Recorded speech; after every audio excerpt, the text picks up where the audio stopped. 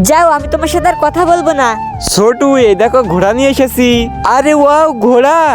আরে ছোটু এই দেখো আমি তোমার জন্য ঘোড়া নিয়ে এসেছি। থ্যাংক ইউ বাবা। মামা আমার জন্য।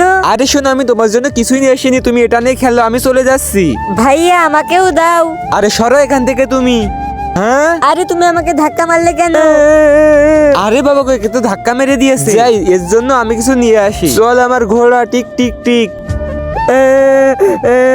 আরে ওই তো সিমটি ওখানে বসে রয়েছে। আরে সিমটি।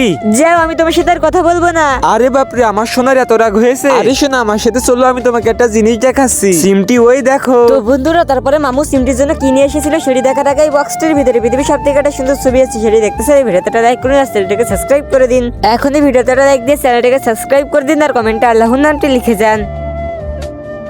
আরে ওয়াও সাইকেল।